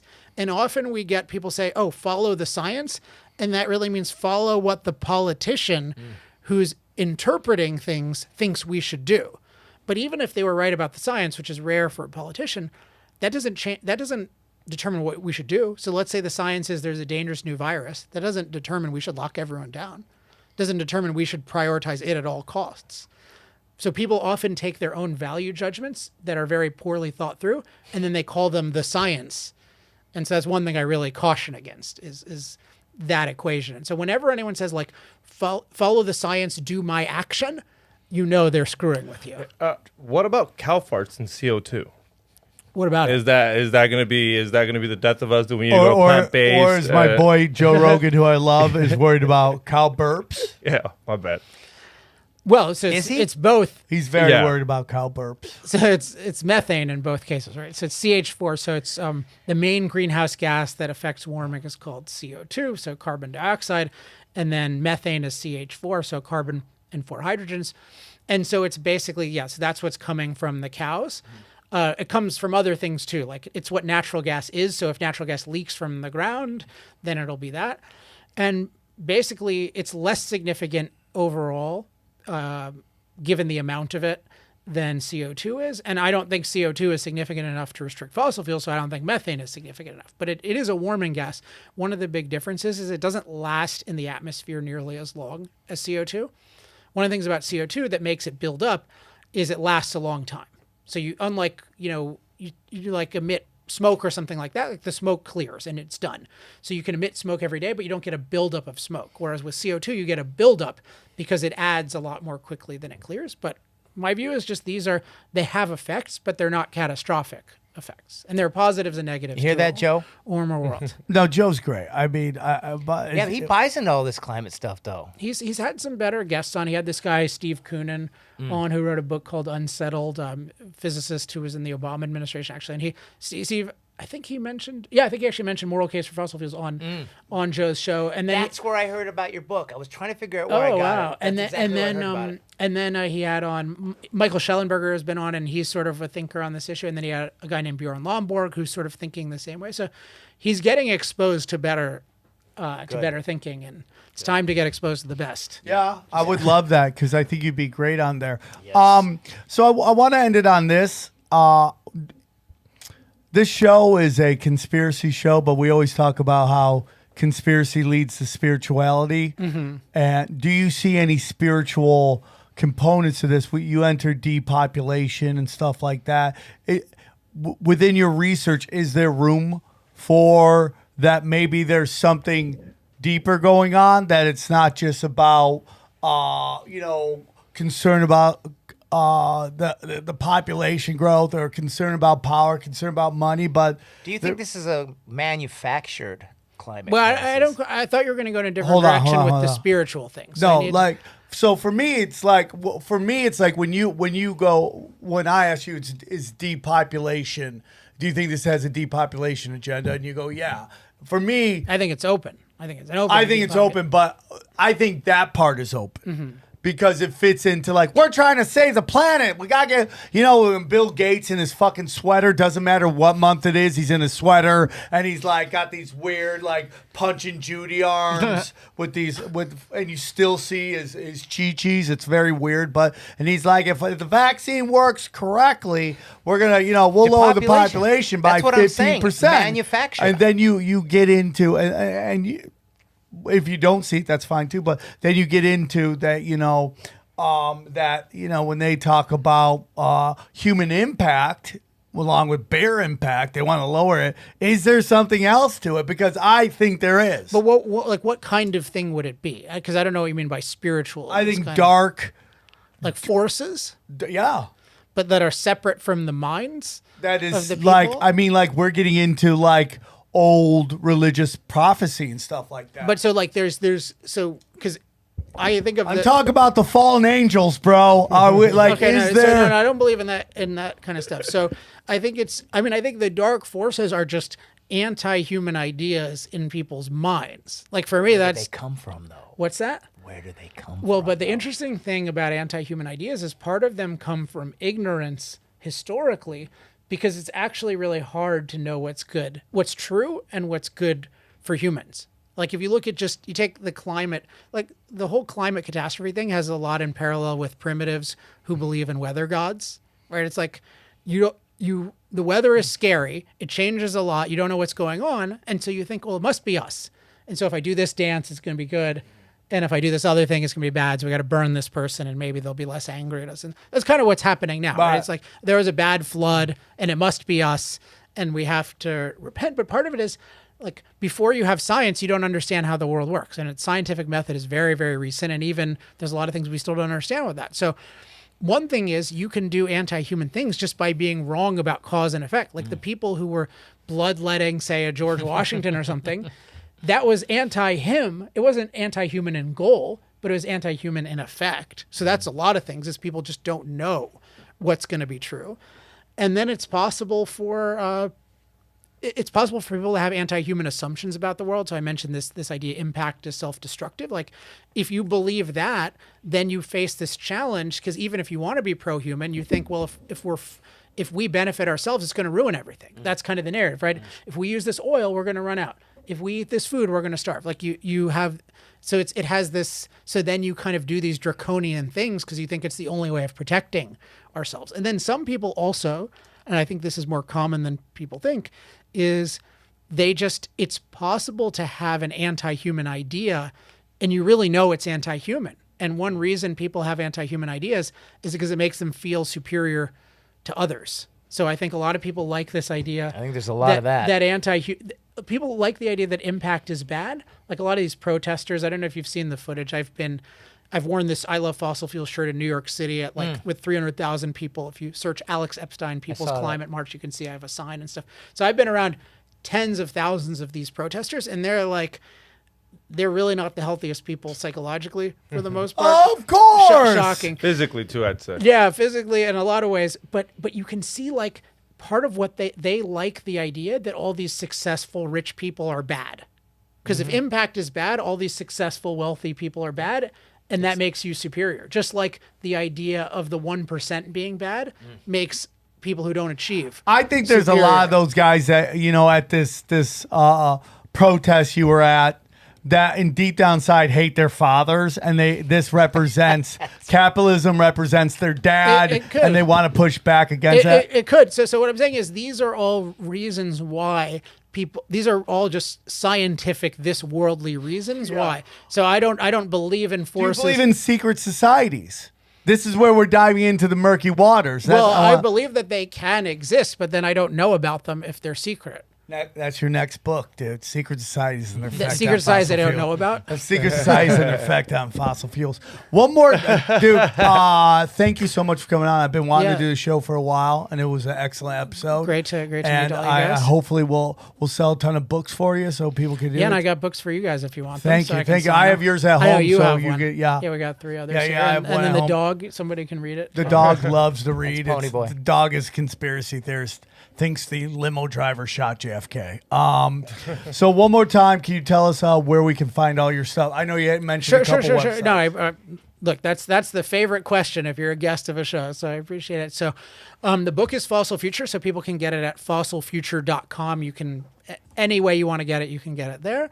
I'm on Twitter at Alex Epstein, as long as Elon allows me there. We'll see how long. We'll fight for you, bro. Thank you. We'll see how long that lasts. He's for free speech, bro. And then the website that I think people should really check out is called energytalkingpoints.com. And you can also sign up for my newsletter. But that's kind of like all my work for free in very easy to use form. So highly recommend checking that out. Well, I appreciate that, Alex. Thanks for coming on. Tino, can you tell them where they can find you? Tino Sanchez, Tino Beaumaye.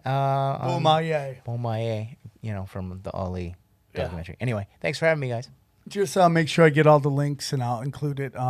Guys, real quick, what's your social media so they can find it? Extreme Marks the Spot on all social media. Extreme Marks the Spot. I'm at Johnny Woodard on Twitter, at Johnny A. Woodard on Instagram. SamTripoli on Instagram and official SamTripoli. I'm hoping Elon will give me back SamTripoli, even though I won't have any followers. I would love to have official SamTripoli. And you can get everything at linktree.com/SamTripoli or samtripoli.com. Get all those. As of this moment, there is 18 tickets left for Fresno. So go grab your tickets to the first show. 18 tickets. You can go there or you can go buy a combo and get to both of them. YouTube. Eddie Bravo. That's Yeah, me and well, Eddie I'm Bravo. into jiu-jitsu, so yeah. Yeah. We go on the road. He's a big figure there. Oh, he's the best. He's jiu-jitsu Jesus, bro. And we do Swarm Tank is got 50 tickets left, so go check that out. But December 2nd, we're in Calusa, California, Calusa Casino, and then Fresno is selling out, so grab your tickets there. SamTripoli.com. Everything you need, SamTripoli.com. We loved you. Hope you enjoyed all the shows this weekend. They've been nothing but bangers. We love you very much, Swarm. Thank you so much for listening to us, and we will talk to you. Oh, real quick, last thing. All you guys are sending me the stuff from Spotify that Tinfoil Hat is in your top 5 that you've listened to for 2022. I cannot thank you enough. There was a time nobody listened to me, and now that we got this big following, it is beyond a blessing. I take it very serious. We give you the best shows, and we love you very much. And we wouldn't be able to do this without you. We just talk to yourself, so we love you very much. Take care, and thanks for listening to the show. Bye. We go deep, homeboy. Aaron, open your mind. Drink from the fountain of knowledge. There's lizard people everywhere. That's some interdimensional shit. Wake up, Aaron. This is only the beginning. Dude, you just blew my mind. Tinfoil hat.